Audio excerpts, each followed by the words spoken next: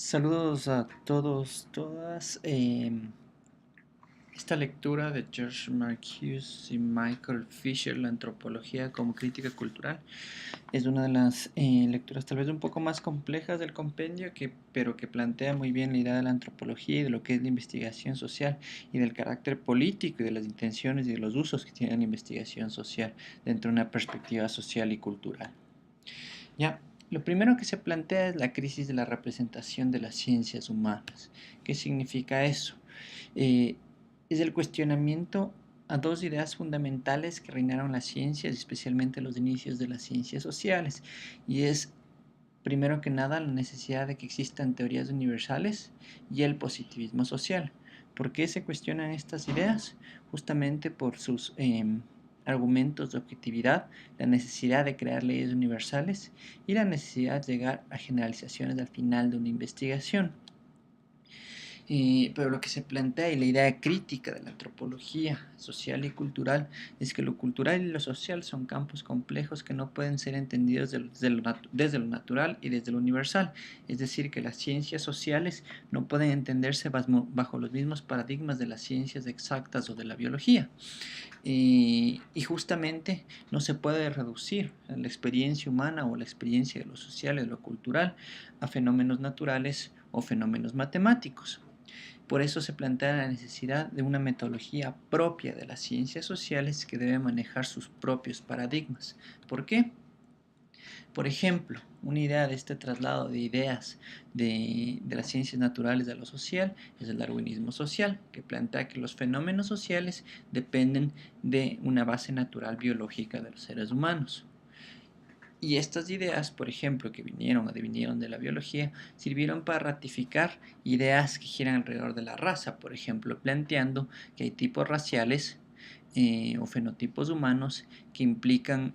un nivel de evolución distinta. Un argumento increíblemente racista que justamente proponía la idea de lo blanco como superior, como más evolucionado, y lo negro como inferior y más cercano al simio o a lo no humano.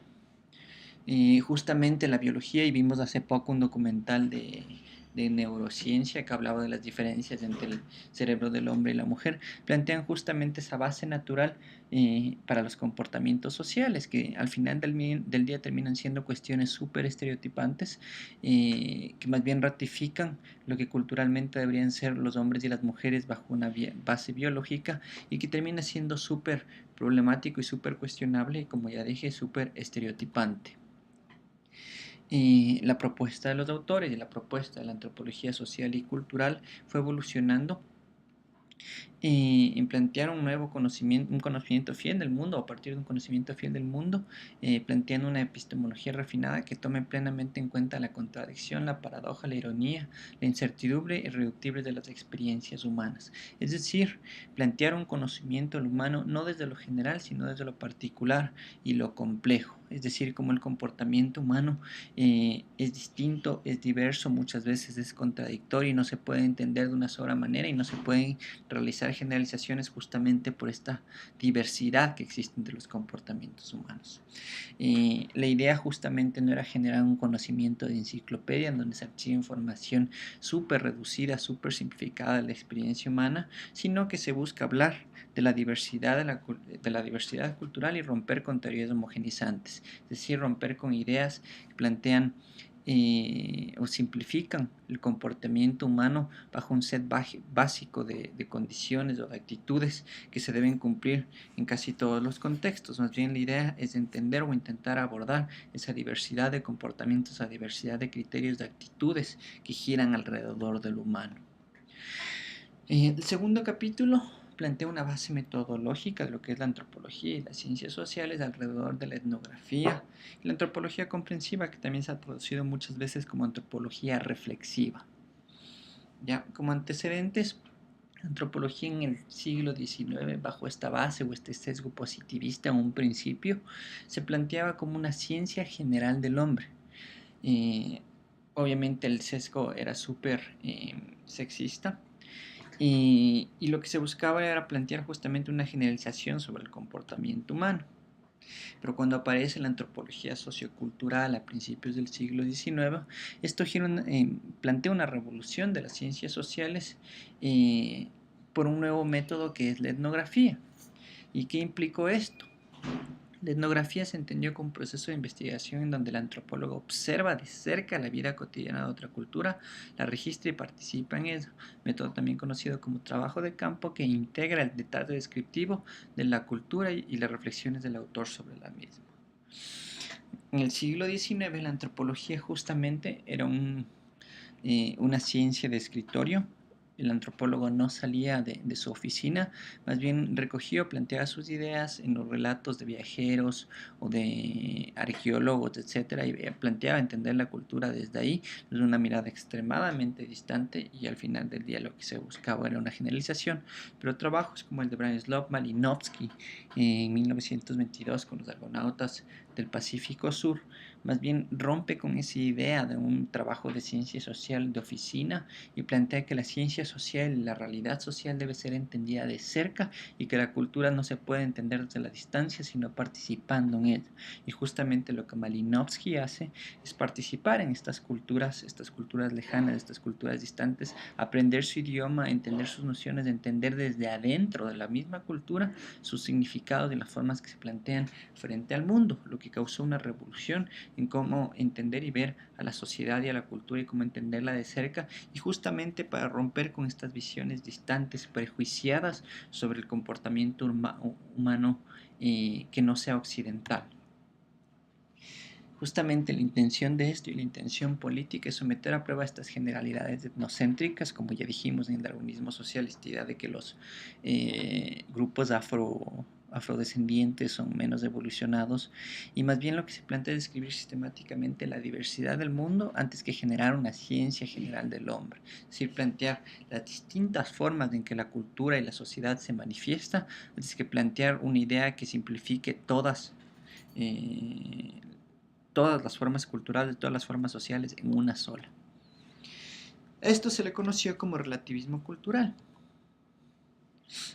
¿Qué quiere decir esto de relativismo cultural? Que hay una base empírica y una forma ética para poner en tela de juicio la reducción y desestimación de la diversidad humana. Se piensa en el contexto histórico y se propone no fijar en sus descripciones y análisis formas culturales eternas, es decir, que la cultura ya no se entiende como un proceso, o la cultura de la sociedad ya no se entiende como un proceso estático en el tiempo que no cambia, que se mantiene, sino se plantea que la cultura constantemente está cambiando, constantemente se está modificando, constantemente se está reformulando dependiendo de los contextos históricos o coyunturas económicas y demás que la afectan en determinado momento. Entonces el etnógrafo centra sus esfuerzos en un holismo de manera distinta, no para formular enunciados universalmente válidos, sino para representar lo más plenamente posible un modo particular de vida distinto a otros, que puede tener semejanzas, pero que más bien la intención es llegar a entender sus rasgos particulares. Esto del holismo lo que significa es proporcionar una imagen completa de un modo de vida en particular, observándolo de cerca, y entender cómo cada grupo y cultura percibe su propia realidad de una forma particular y cómo se plantean frente al mundo, ¿ya?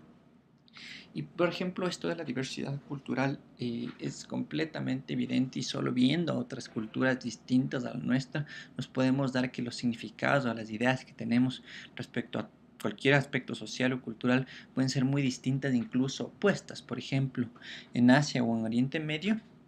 el color del luto es el blanco, a diferencia del nuestro que es el negro. Por ejemplo, los asiáticos evitan utilizar el término yo en un sentido de grupo, de comunitario, y ya que es mal visto este hiperpersonalicismo, se puede ver como incluso como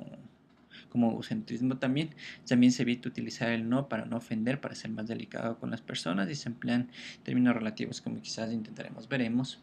En otros lados como la mirada prolongada y dura directa se puede entender como una insinuación de jerarquía, pero en otros países la misma mirada se puede entender completamente bajo otras intenciones, como una señal de amistad o de confianza. En fin, Lo que plantea el relativismo cultural y esta base etnográfica de las ciencias sociales que se empieza a formular desde principios del siglo XX, se va modificando, se va redefiniendo y se va volviendo cada vez más compleja y más crítica a lo largo del siglo, se plantea en la base de que ninguna cultura es superior a otra, sino que son distintas. Y cada grupo crea sus propios significados sobre cómo entender al mundo y cómo entender su relación con el mundo, ¿no? Y esto se puede ver en muchos aspectos de la vida cotidiana, de la realidad social y cómo distintos grupos constantemente crean significados nuevos. Por ejemplo, alrededor de las subculturas, hablemos del metal, el uso del negro o el uso de elementos que aluden al satanismo o a Satán no es entendido como un tributo, una religión hacia el oscuro o hacia el diablo, sino que más bien es una forma contracultural que se opone a los valores tradicionales de la sociedad y la cultura en general, y que más bien plantea a manera de crítica busca justamente irse hacia los opuestos, ¿no?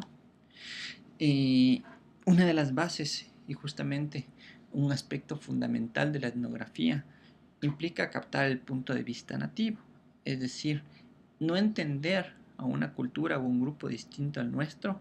desde lo que yo conozco, desde lo que yo sé, desde mis propios prejuicios, desde mis bagajes culturales,